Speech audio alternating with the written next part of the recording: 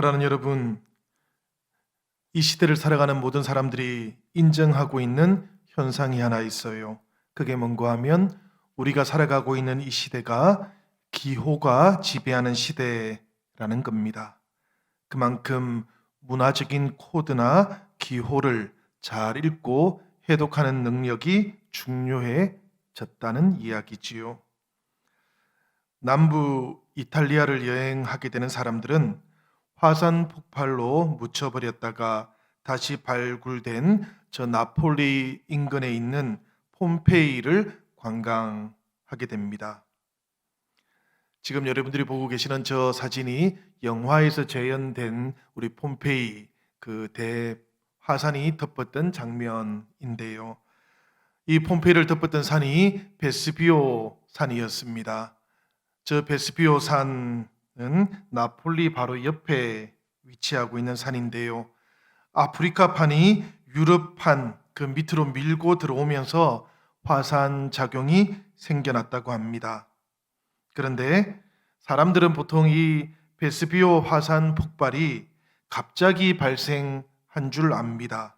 그러다가 약 보름 가까이 지진 같은 그런 전조 현상들이 있었다라는 설명을 듣게 되면 미리 준비하지 않았던 폼페이 시민들 그들이 정말 안타깝다 이런 반응을 보이곤 해요. 역사적인 기록을 우리가 살펴보아도 서기 79년 8월 24일에 저 화산이 폭발하게 되었는데요. 이미 8월 중순경부터는 규모가 작은 지진들이 계속해서 일어났다는 기록이 있습니다. 그런데 그 당시에 폼페이 사람들이 아무도 걱정을 하지 않았대요.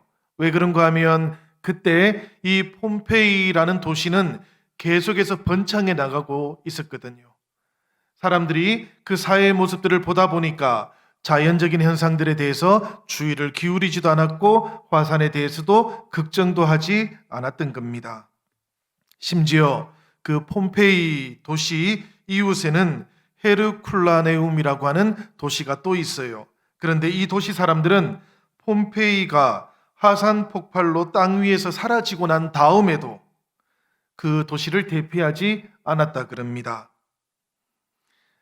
그 당시에 폼페이 사람들 그리고 헤르쿨라네움 사람들은 연기가 무르무르 솟아나고 있는 그 화산을 바라보면서 우리 도시가 더 낭만적으로 바뀌었다 이렇게 생각했다는 기록도 남아 있습니다.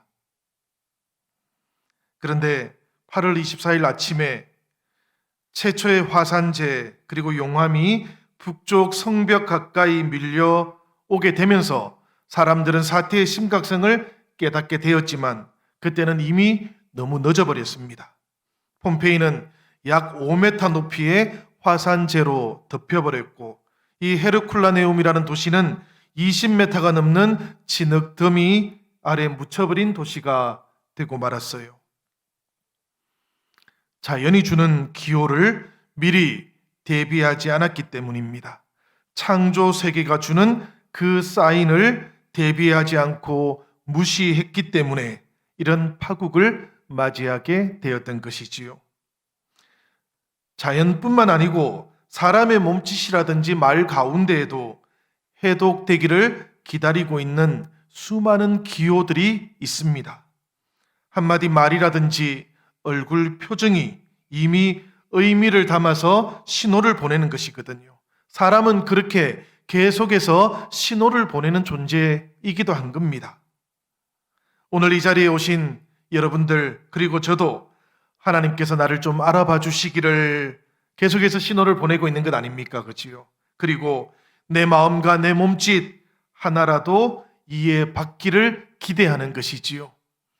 오늘 이곳에 오신 여러분들은 염려하지 마시기를 바랍니다. 하나님께서는 우리의 몸짓과 우리의 마음을 다 알아봐 주실 것입니다. 성도 여러분, 우리도 신앙 안에서 함께하고 있는 우리 영신 성도들의 마음을 그리고 몸짓 하나하나를 조금 더 따뜻하게 헤아려 주시고 또 알아봐 주시면 좋겠습니다. 만날 시간이 없어서 알아볼 시간도 없는 겁니까, 여러분? 이럴 때일수록 우리가 조금 더 마음을 따뜻하게 가져보면 좋겠습니다. 더 우리 형제 자매들의 그 시선이라든지 얼굴빛이라든지 손짓, 몸짓에 우리가 더 조금 이렇게 마음을 두면 좋겠어요. 그러면 스쳐 지나가는 우리 형제 자매들이라 할지라도 우리가 느껴지는 게 있을 겁니다. 아, 저분에게 기도 제목이 있는가 보다. 저분은 오늘 밝아 보이네? 얼굴빛이 너무 좋은데? 여러분들 그러면 꼭 연락도 해주시고 마음도 나눠주실 수 있으면 좋겠어요. 우리가 그렇게 신호를 보내는 존재이고 그리고 그 신호가 도착되기를 기대하고 있는 존재라는 것을 기억하시기 바랍니다. 누군가가 집에 갔는데 전화를 해서 오늘 얼굴빛이 너무 좋았는데 무슨 좋은 일 있나요? 이렇게 전화를 해주면 여러분들 마음이 기뻐지겠습니까? 안 기뻐지겠습니까? 기뻐지겠지요? 오늘 이 예배가 끝나고 주일을 보내는 동안 이런 기쁨이 우리 영신 성도들 모두에게 함께 하시기를 부탁드립니다. 해독되기를 기다리고 있는 것은 그런데 여러분 자연과 사람만은 또 아닙니다. 사람은 여러분 창조될 때 영적으로 창조되었습니다. 그래서 영적인 감각, 영감을 가지게 되었어요. 이 영감을 통해서 하나님께서 지으신 세계 속에서 그분의 신호를 포착하고 거기에 따라서 살 수 있도록 우리가 창조되었다는 이야기예요. 사람들이 가끔 이런 이야기를 하지요. 영감이 떠오릅니다.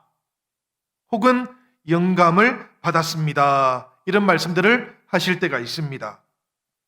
사실은 하나님께서 보내신 신호를 우리 영적인 감각이 포착하게 된 것이지요.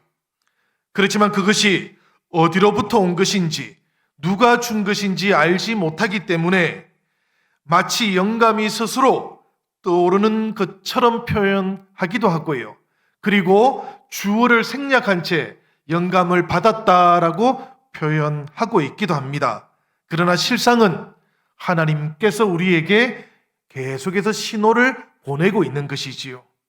여러분, 세상이 그리고 사람이 하나님과 단절되어 버렸기 때문에 창조주이신 하나님께서는 계속해서 하나님께로 돌아올 수 있도록 메시지를 보내는 겁니다. 그리고 메신저도 보내고 계시는 것입니다. 그렇지만 이 창조자의 신호를 포착하는 사람들의 그 영적인 감각들이 점차 퇴화되기도 하고 무뎌져 버리기도 했습니다. 우리도 그렇지요, 여러분. 도시 소음에 길들여져 가지고 우리의 귀는 창조 세계의 소리를 잘 듣지를 못하게 되어 버렸습니다. 음식을 먹어도 몸이 보내는 신호를 우리가 놓치고 살아가지 않습니까? 하루 종일 우리가 돌아보면 아스팔트 위에서 걷고 있고 시멘트로 포장된 길을 걷고 있어요. 그러다 보니까 땅을 통해서 보내시는 창조자의 신호와도 우리는 단절되어 있기도 한 겁니다. 창조 세계를 통해서 보내시는 하나님의 신호를 이렇게 알아들을 수가 없으니 창조자를 향한 우리의 영적인 감각이 무뎌져 있는 것은 사실은 하나도 이상한 일이 아니게 되어버린 것이지요. 그래도 하나님께서는 계속해서 신호를 보내고 계십니다. 하나님의 사랑은 포기하는 법을 모르기 때문이에요. 여러분, 모세가 호렙산에서 하나님의 부름을 받게 되었을 때 불이 붙었는데도 타서 소멸되지 않는 그 가시떨기 나무는 사실은 하나님께서 모세에게 보냈던 신호였지 않습니까? 모세가 바로에게 가서 하나님의 명령을 전했을 때에 바로는 듣지 않았습니다. 몇 가지 기적을 계속해서 행했는데도 바로는 눈 하나도 깜짝하지 않았다고 합니다. 한 가지씩 그 땅에 재앙이 닥쳐왔지만 완악했던 바로의 마음은 좀처럼 하나님의 신호를 포착할 수가 없었어요.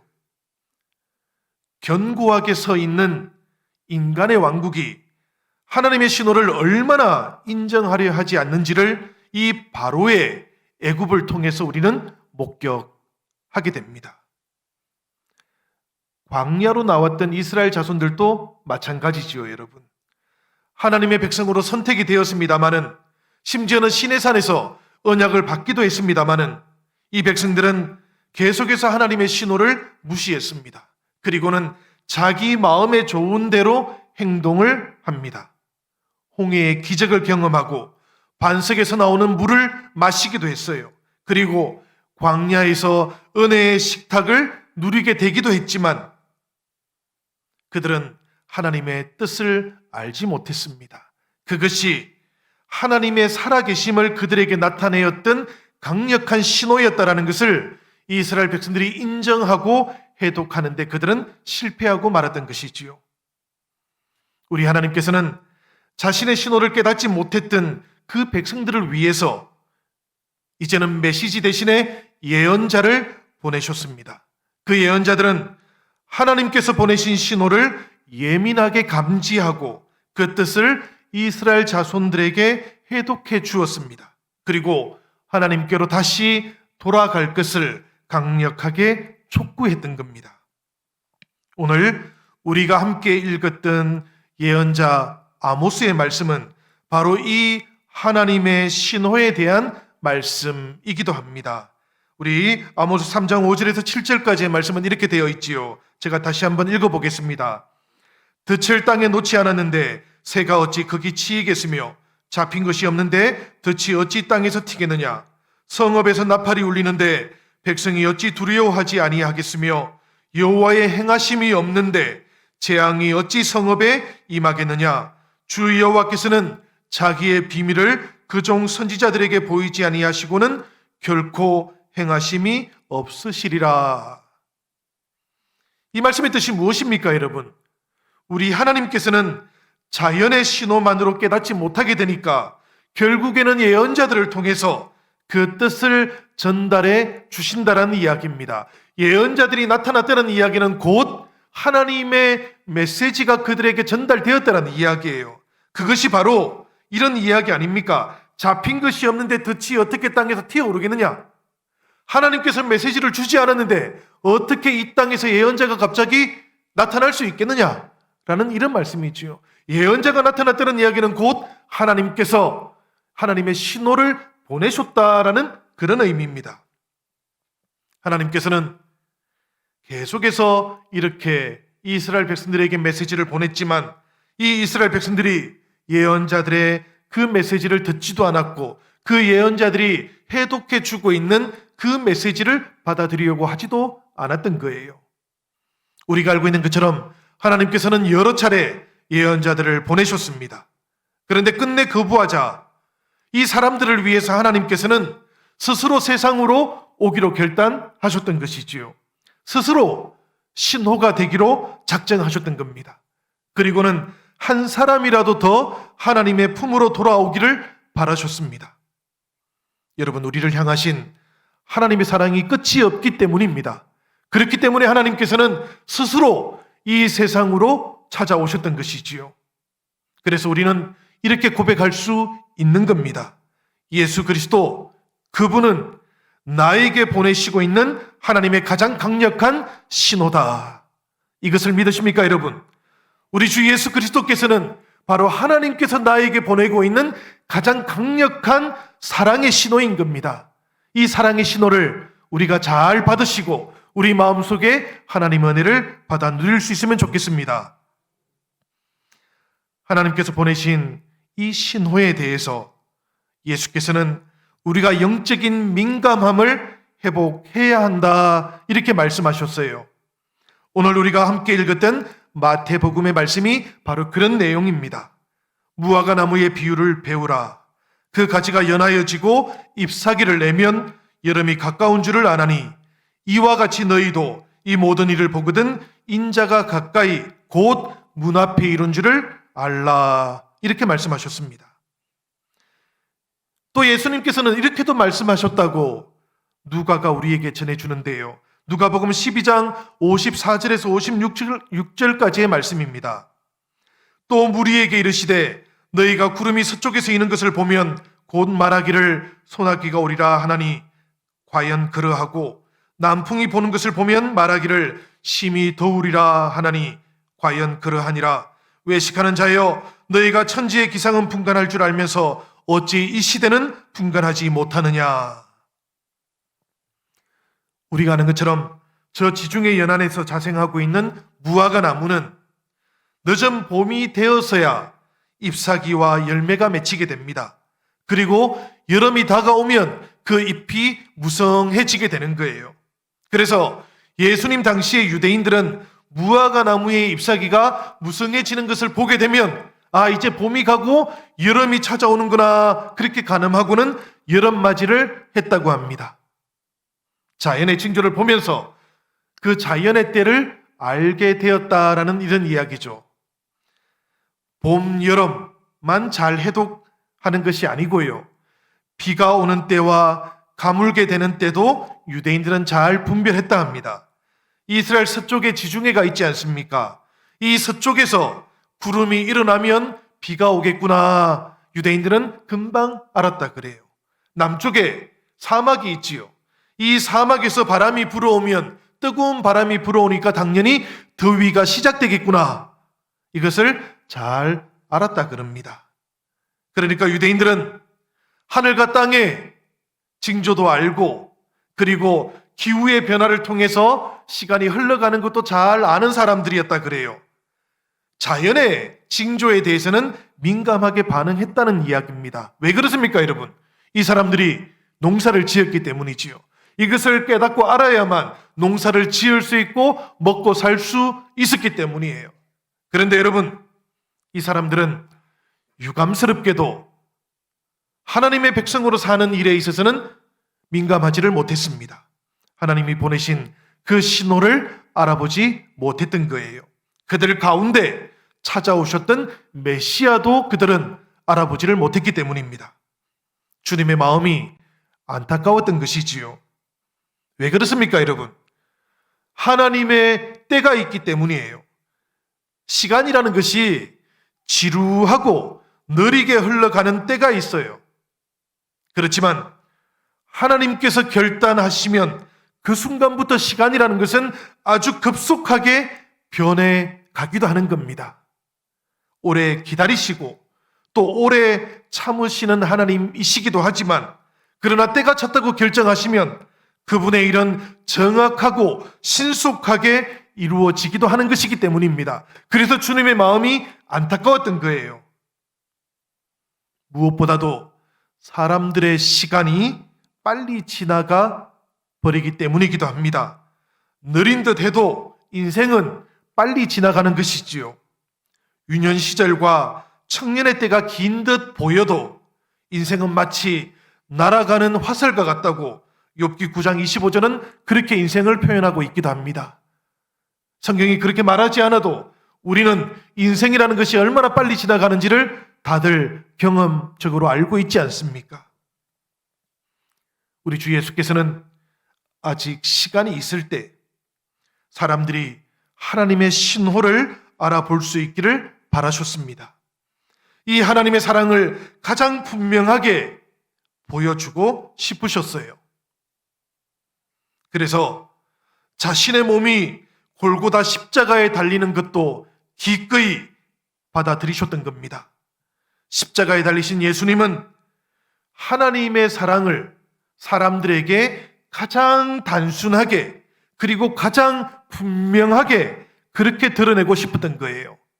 죽음의 골짜기라고 하는 그 골고다에 자신의 몸이 달려서라도 생명의 부활을 보게 되면 사람들은 더 이상 해석하지 않고도 해독하지 않고도 하나님의 은혜를 받아들일 것이라고 생각하셨던 겁니다. 그래서 주님께서는 기꺼이 그 죽음의 골짜기에 자신의 몸을 달아 놓으셨던 거예요. 이 십자가에 담겨 있는 하나님의 사랑을 알아보고 마음으로 받아들이는 사람마다 은혜 안에서 하나님을 만날 수 있도록 하셨던 겁니다. 사랑하는 성도 여러분, 이 하나님의 신호와 접속하시기를 바랍니다. 예수님의 십자가를 한번 바라보시기를 바라요. 나를 사랑하신다고 하나님께서 말씀하고 계십니다. 때가 늦기 전에 이 사랑을 알아보라고, 마음으로 받아들이고 그렇게 하나님의 자녀가 되라고 쉬지 않고 신호를 보내고 계시는 겁니다. 형제자매 여러분, 이런 영감이 떠오를 때, 이런 마음이 생겨날 때 하나님께서 마음 문 앞에 서 계시는 거예요. 인생의 문을 주님께서 지금 두드리고 계시는 겁니다. 하나님은 우리의 생각보다도 훨씬 더 우리 가까이 계신 분이라는 것을 기억하시기 바랍니다. 우리가 마음을 열기만 하면 하나님과 함께하는 새로운 인생이 곧바로 시작됩니다. 여러분, 하나님의 영이신 성령은 시간의 제약을 뚫고 우리 가운데 찾아오신 분이십니다. 우리가 마음을 열고 인생의 문을 열기만 하면 하나님께서는 잠시도 지체하지 않으시고 우리와 함께하기 원하시는 줄로 믿으시기를 바랍니다. 생각해 보시길 바라요. 계속해서 신호를 보내셨고 스스로 가장 강력한 신호가 되셨고 가장 단순하게 사랑한다고 신호를 보내시기 위해서 기꺼이 십자가에 달리신 하나님께서 우리가 문을 열면 머뭇거릴 이유가 있으시겠습니까? 문을 열기만 하면 우리 안으로 들어오시고 우리의 인생 가운데 주님께서 주인이 되시지 않겠습니까? 우리의 인생을 하나님의 자녀의 인생으로 변화시켜 가시지 않겠습니까? 하나님은 머뭇거릴 이유도 없으시고 머뭇거릴 마음도 없으시고 그런 시간도 없는 거예요. 우리가 인생의 문을 열면 하나님께서 우리의 아바 아버지가 되어 주실 줄로 믿습니다. 11월이 시작되었어요. 여러분, 곧 겨울이 시작될 겁니다. 겨울이 오기 전에 하나님의 시간이 아직 남아 있을 때에 우리는 무엇을 준비해야 할까요? 특별히 원래는 시간적으로만 겨울이 찾아오는 것은 아닙니다. 코로나와 함께 맞이하게 되는 두 번째 겨울이기도 합니다. 우리가 아직까지 백신을 가지고 있지 않기 때문에 이 겨울을 잘 우리가 맞이하는 것, 이겨내는 것이 무엇보다 중요하기도 합니다. 많은 것들이 달라지는 겨울을 우리가 앞두고 있기도 하지요. 이맘때가 되면 교회는 겨울을 나기 위해서 김장을 준비했는데요. 원래는 김장 준비하는지 모르겠습니다. 제가 듣기로는 교회 김치가 많이 남아있다 그래요. 우리가 함께 나누지를 못했거든요. 교회는 이맘때가 되면 여러 가지 계획들을 세우면서 새해를 준비하기도 했는데요. 그런데 지금은 우리가 좀 다르게 준비해야만 합니다. 금년 겨울은 예년하고는 다르게 준비해야 하는 것이지요. 인생의 겨울을 맞이했던 바울은 겨울이 오기 전에 디모데에게 속히 와달라고 그렇게 말을 했습니다. 속히 와달라고 했던 이유는 겨울이 시작되고 나면 디모데는 바울에게 오기가 어렵기 때문입니다. 강풍이 불게 되고 지중해 연안은 얼어붙기 때문입니다. 그리고 나면 배가 다니지 않아요. 바울이 왜 디모데에게 빨리 오라고 그렇게 이야기했을까요? 겨울에는 사랑하는 사람이 필요하기 때문입니다. 겨울에는 아끼는 사람이 곁에 있어야 하기 때문에 그런 겁니다. 바울에게 디모데가 필요했던 것처럼 우리 모두는 사랑하는 사람이 필요합니다. 겨울이 오기 전에 우리들 서로에게 사랑하는 사람이 되면 좋겠습니다. 함께 겨울을 이겨가야 하는 우리 영신 신앙 공동체는, 우리 성도들은 우리 서로에게 디모데가 되어주면 참 좋겠습니다. 사랑하는 여러분, 우리가 겨울을 맞이하면서 준비해야 하는 첫 번째는 바로 이거예요. 사랑하는 사람을 준비해야 하는 겁니다. 그런데 여러분, 사랑하는 사람을 준비하는 가장 좋은 방법, 주님의 공동체에서 반드시 이렇게 준비해야 돼요. 그게 뭔가 하면 내가 디모데가 되어야 하는 겁니다. 누군가가 나에게 디모데로 찾아와 주기를 기다리는 것이 아니라 내가 누군가에게 사랑하는 사람이 되어야 하는 겁니다. 그러면 주님의 공동체는 신비롭게 모든 사람들이 사랑하는 사람들을 가지게 됩니다. 오늘 겨울이 오기 전 사랑하는 여러분, 여러분들이 누군가에게 사랑하는 사람이 되시는 결단이 있으시기를 바랍니다. 인생의 겨울 앞에 서게 되면 사람은 매인 것도 풀어야 됩니다. 상처 주고 상처받은 것을 치유하기도 해야 되고요. 그리고 치유받기도 해야 하는 것이지요. 바울이 마가를 데리고 오라고 했던 이유입니다. 우리가 아는 것처럼 1차 전도 여행 때 결별하게 되었던 마가가 자꾸만 생각이 나는 거예요.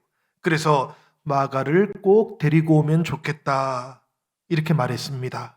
바울이 마가와 화해하고 싶은 거지요. 미안하다고 그렇게 말하고 싶은 겁니다. 그때는 내가 심했다고 그렇게 말하고 싶은 것이지요.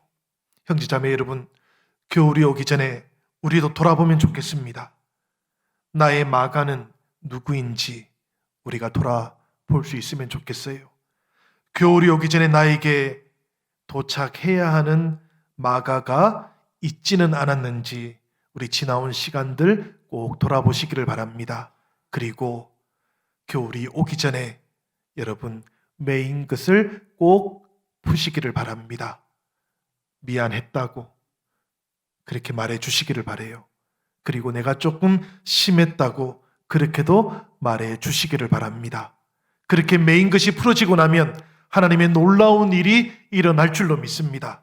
그렇게 연약했던 마가가 바울과 함께 위대한 복음의 기록자가 되었지 않습니까?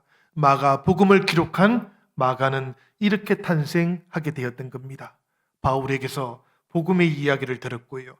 로마에서 베드로의 이야기를 들으면서 그 곁을 지켰던 것이지요. 그래서 마가는 주님을 만나지도 않았지만 가장 생생하게 예수 그리스도의 그 복음의 이야기, 하나님께서 인류에게 보내고 있었던 그 하나님의 신호를 가장 먼저 기록했던 복음서의 기자가 될 수 있었던 것입니다. 사랑하는 자매 여러분, 형제 자매 여러분, 마지막으로 바울은 디모데에게 드로와 가보의 집에 두었던 겉옷을 가지고 와달라고, 그리고 책은 가죽 종이에 쓴 것을 가져와 달라고 그렇게 부탁을 했습니다. 인생의 겨울 앞에 서게 되면 추위를 막아줄 겉옷이 필요하기 때문이지요. 몸은 겉옷이 덮어줄 수 있는데요. 영적인 추위는 우리가 무엇으로 덮어야 하겠습니까? 당연히 하나님의 말씀으로 덮어야 되는 것이지요. 하나님의 말씀이 우리의 영적인 겉옷이 되는 것이지요. 그래서 바울은 디모데에게 겉옷을 찾아올 때에 꼭 가죽에 새겨진 하나님의 말씀도 함께 가지고 와달라고 그렇게 부탁을 했던 겁니다. 오늘 한 해를 보내는 동안 사랑하는 여러분, 우리들에게 이렇게 영적인 겉옷은 준비되어 있는지 돌아보면 좋겠습니다. 겨울이 오기 전 우리가 우리의 모든 영적인 그런 추위도 막을 수 있고 우리의 영혼의 추위를 덮을 수 있는 그런 하나님의 말씀이 준비되는 그런 11월 첫 주가 되기를 주님의 이름으로 기원합니다. 사랑하는 여러분, 우리 그림을 하나 보실까요? 우리 사진인데요. 우리가 3월 달에 붙였던 겁니다. 조금 글자가 작게 보이지요? 추운 겨울 지나고 우리에게 곧 봄이 옵니다 라는 그런 메시지였어요. 저것은 우리가 봄이 오면 좀 따뜻해지고 나면 이 코로나가 끝나지 않을까라는 소망을 담았습니다. 그렇게 우리 이웃들에게 교회의 메시지를 보내고 싶었던 거예요. 유감스럽게도 계절의 봄은 찾아왔는데 그런데 시대의 봄은 찾아오지를 않았습니다. 우리는 봄과 여름, 가을을 코로나와 함께 보냈습니다. 그리고 이제 곧 겨울을 맞이하게 됩니다. 그러나 여러분, 우리가 이웃들에게, 우리가 주민들에게 보내고 싶었던 이 봄에 대한 메시지는 꼭 계절이 바뀌어야만 오는 것은 아닌 줄로 생각됩니다. 우리 안에 사랑하는 사람이 찾아왔을 때, 우리 안에 위로가 찾아왔을 때, 우리 안에 화해가 찾아왔을 때, 그리고 우리 안에 하나님의 은혜의 말씀이 찾아올 때, 이 봄은 시작되는 것이라고 생각됩니다. 사랑하는 여러분, 우리가 겨울이 오기 전에 이 모든 것들을 잘 준비한다면 겨울을 보내는 동안에도 하나님께서 우리에게 허락하시는 이 봄을 살아갈 수 있게 될 줄로 믿습니다. 그리고 이 봄이 우리에게 보여주고 있는 그 생명과 사랑을 우리의 이웃들에게도 우리의 가족들에게도 전해줄 수 있게 될 겁니다. 형제자매 여러분, 겨울을 맞이하는 동안, 겨울을 살아가는 동안에도 하나님의 은혜의 봄을 선포하고 전해줄 수 있는 우리 영신교회가 될 수 있도록 우리 이 시간 함께 기도함으로 나아갑시다.